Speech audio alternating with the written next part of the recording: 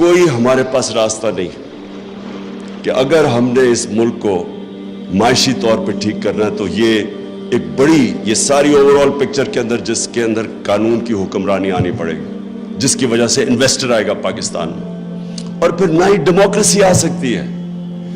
Democracy اور role of لا ساتھ ساتھ چلتے ہیں۔ آپ اگر الیکشن کروا دیں ایک ملک کے اندر جدھر رول آف لا نہیں ہے، جمہوریت آ ہی نہیں سکتی۔ جو طاقتور ہے، جس کے پاس پیسہ ہے، جس کے پاس 2 نمبر پیسہ، وہ اوپر آ جائے گا۔ کیسے مقابلہ کرے گا ایک آدمی، پڑھے لکھے لوگ کیسے مقابلہ کریں گے اس کا جس کے پاس مسل بھی ہے، اس کے پاس جو سندھ کے اندر، آج مجھے بتائیں سندھ کے اندر کون سی جمہوریت ہے؟ میں صرف آپ کو یہ میرا مقصد آپ کو سمجھانے کا ہے کہ ایک عام آدمی پاکستان میں جس دن ہمارا قانون اس کو تحفظ دے گا کہ پہلے تو ڈریں گے لوگ اس طرح کا پرچہ کرنے کے لیے، جو ایسا پرچہ کرے گا دہشت گردی کا، اس کے اوپر سوالات پہلے عدالت پوچھے گی کہ تمہاری جرت کیسے پڑی، کیوں نہیں اس طرح ہوتا۔ میں برطانیہ میں کتنے 20-30 سال دیکھا، کیوں کسی کے اوپر اس طرح نہیں ہوتا؟ کیونکہ وہاں کی عدالتیں تکڑی ہیں، وہ طاقتور کے بوجھ لیتی ہیں، کھڑی ہو جاتی ہیں انصاف کے لیے۔ جرت نہیں ہوتی گورنمنٹ کی اس طرح کی چیزیں کرنی، وہاں کوئی بھی طاقتور، وہاں کوئی اسٹیبلشمنٹ کی جرت نہیں ہوتی کہ لوگوں کے حقوق کے اوپر اس طرح ان کو اسائیڈ کر کے، ان کو سیٹ اسائیڈ کر کے۔ میرا پوائنٹ یہ ہے کہ جمہوریت تب آتی ہے جب ایک لیول پلینگ فیلڈ ہوتی ہے۔ Level playing field, rule of law آتا ہے اس ملک کی عدالتوں سے۔ جب عدالتیں انفورس کرتی ہیں رول آف لا، وہ الیکشنز میں حقیقی جمہوریت آتی ہے۔ اگر آپ کا رول آف لا نہیں ہے، آپ الیکشنز کروائیں گے تو اس طرح کے کرمنلز اسمبلی میں آتے ہیں۔ یہ دیکھیں، آپ سیرت نبی پڑھیں، ہمارے نبی صلی اللہ علیہ وسلم کی زندگی پڑھیں، کوئی دنیا کی تاریخ میں ان سے عظیم انسان نہیں آیا، نہ آ سکتا۔ لیکن ان سے یہ بھی یاد رکھیں، ان سے زیادہ رحم دل انسان کوئی نہیں تھا۔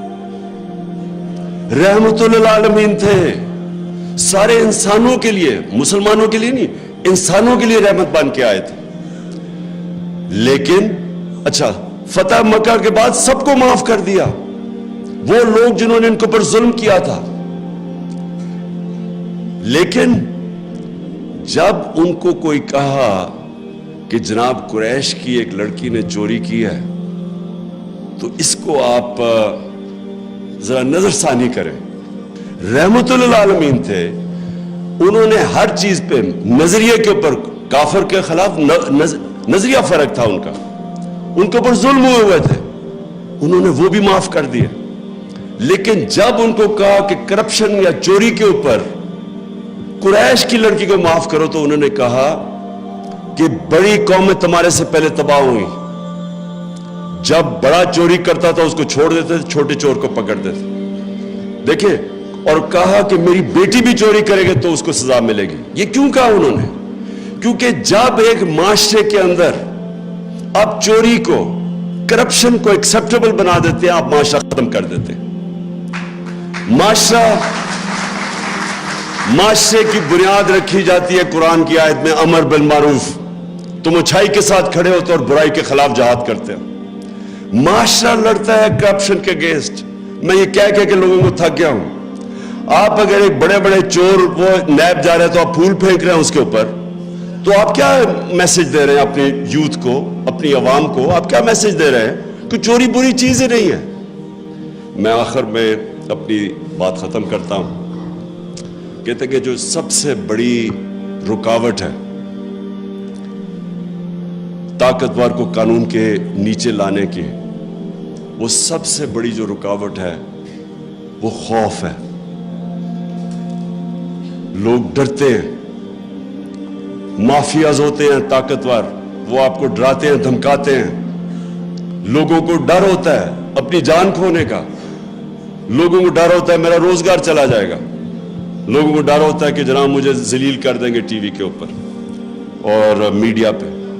میری آخری پوائنٹ یہ ہے کہ جس وقت ایک قوم یہ جو خوف کا بت ہے یہ توڑ دیتی ہے اور وہ کھڑی ہو جاتی ہے, جب وہ اپنے آپ کو آزاد کر لیتی ہے اس خوف سے, تو پھر عدلیہ بھی اس قوم کے سامنے انشور کرتی ہے کہ جسٹس ہو, کیونکہ جو ڈر ہوگا قوم کھڑی ہو جائے گی. یہ بہت بڑا اللہ نے کرم کیا ہمارے ملک پہ کہ ہمارے لوگوں کو بیدار کر دیا ہے, شعور آ گیا ہمارے لوگوں میں, چینج ہو گیا ہے. کبھی میں نے پاکستانی قوم کے اندر اس طرح کی بیداری نہیں دیکھی. پورا میرا ایمان ہے کہ یہ جو شعور کا, میں ورڈ یوز کرتا ہوں شعور کا, اور یہ جو بیداری کا جو جن ہے جو بوتل سے نکل چکا ہے, جو مرضی آپ کوئی کر لے, یہ اب بوتل میں واپس جانے نہیں لگا.